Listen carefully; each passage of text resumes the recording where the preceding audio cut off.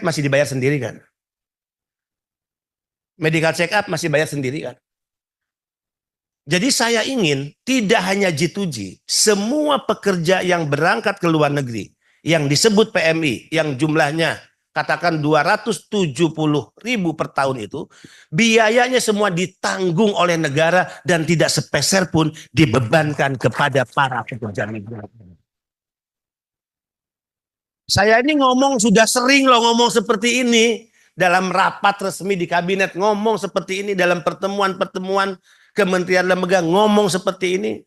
Walaupun di antara mereka mungkin ada menganggap saya ini orang gila. Tapi mana yang lebih gila? Coba kita hitung. Ya. Bu, kalau biaya G2G itu berapa sih semua? 13 juta. 13 juta ya. Coba yang berangkat 12.000 lah. Per tahun katakan ya, angkanya rata-ratain. Coba 12.000 kali 13 juta. Berapa? Coba kali di situ. Kita G2G dulu. Tampilkan layar kosong kemudian kali. Pakai itu aja laptop.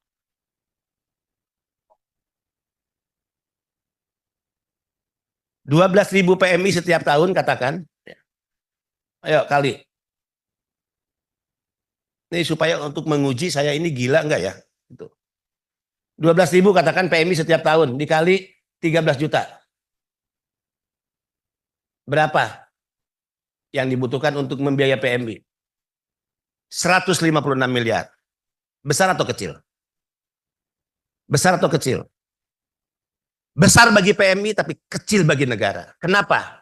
PMI menyumbang ke negara ini setiap tahun berapa? Coba lihat. 227 triliun.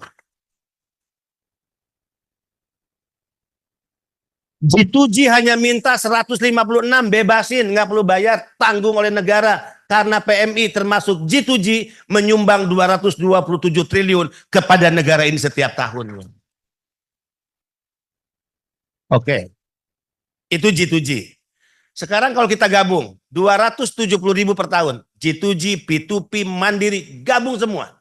Oke, kalikan 270.000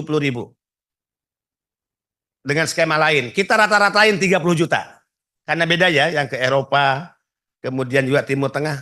Katakan 30 juta. 30 juta itu apa? 1 tiket pesawat, 2 medical check up, 3 BPJS, 4 biaya visa, 5 paspor, katakan ya. Biaya itu. Rata-rata 30 juta. Coba.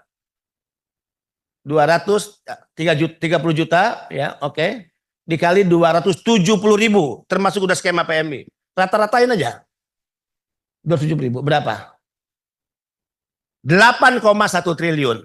8,1 triliun kalau negara mengalokasikan untuk PMI itu masih jauh sangat kecil karena PMI menyumbang 227 triliun per tahunnya kepada negara.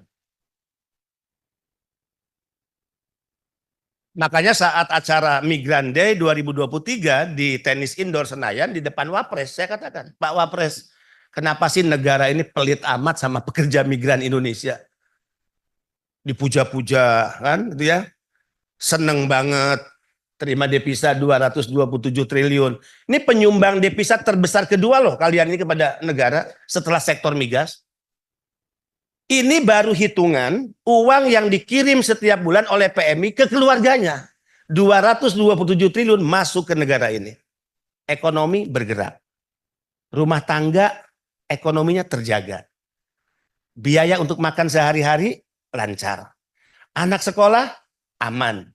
Biaya kesehatan itu dikirim oleh PMI, oleh kalian setiap bulannya kepada keluarga yang ada di kampung halaman. Nih, 227 triliun. Jadi kalau negara ini serius hanya 8,1 triliun tadi. Apa mimpi saya? Selain semua biaya yang dikeluarkan oleh PMI, paspor, visa, medical check up, kemudian tiket pesawat, OPP, ya, ditanggung semua oleh negara yang hanya 8,1 triliun, ada mimpi saya nih, yaitu dana abadi. Ya. Di Filipina itu ada namanya special fund. Special fund itu untuk 3 komponen. Ya. Kalau saya katakan 2 aja komponen. Ya. Boleh 3. Saya usulkan dana abadi ini 3 triliun kepada pemerintah. Kalau 8 ditambah 3 triliun, jadi berapa? Berapa? 11. 11 triliun masih kecil karena PMI menyumbang 227 triliun. Kecil kan? Ini urusan negara aja yang nggak serius. Maaf dengan segala hormat. Ini kadang-kala saya udah hampir putus urat leher ini. Untuk apa dana triliun 3 triliun itu? Satu, alokasikan untuk pelindungan. Jadi tidak ada lagi cerita orang sakit, orang kena musibah kecelakaan, orang meninggal, kemudian sampai ada kelompok-kelompok masyarakat mengumpulkan donasi dari para PMI. Itu memalukan negara sebetulnya. Coba kalian yang re-entry, kalian suka nyumbang kan? Kumpul donasi kan? Itu kan negara ditempeleng sama rakyatnya sendiri sebetulnya. Malu-maluin. Maaf. 1 triliun untuk perlindungan, simpan di Kemlu. Jangan berpikir BP2MI minta ini uangnya disimpan di kita. No. Jangan simpan di kita uangnya. Kasih ke Kemlu. Agar tidak ada lagi korban yang beban biaya untuk kepulangan yang sakit, kemudian yang meninggal, yang musibah dibebankan pada keluarganya atau kepada PMI dengan cara mengumpulkan donasi. Yang aneh kadangkala ada korban penempatan ilegal yang mulangin pelaku penempatan ilegal. Itu artinya apa? Negara ya, apa namanya? Negara bekerja sama dengan pelaku penempatan ilegal. Padahal penempatan ilegalnya tugas negara untuk mengambil tindakan hukum dan memenjarakannya. Lucu nih. Ya. Ini lebih lucu dari Komeng dan Cak Lontong.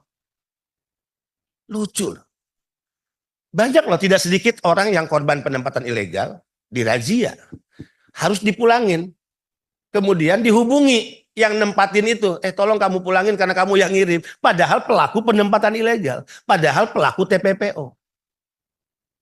Kok aneh ya? Oke. Satu untuk pelindungan. Simpan aja di Kemlu 1 triliun. Kedua, untuk pendidikan, ekonomi, keluarga. Tidak boleh kalian di luar negeri, kemudian anak kalian tidak bisa sekolah karena biaya sekolah mahal. Tidak boleh kalian di luar negeri, anak kalian tidak bisa, istri kalian tidak bisa masuk rumah sakit karena biaya rumah sakit mahal. Alokasikan 1 triliun untuk pelindungan sosial, pendidikan, dan kesehatan keluarga dan anak-anak pekerja migran Indonesia. Jadi kalian tuh tenang di sana, kerja. Ketika dengar anak sakit, pasti kalian bilang hanya doa, oke, mudah-mudahan cepat sembuh, jaga ya Ma. Tapi alokasi anggarannya udah disiapin.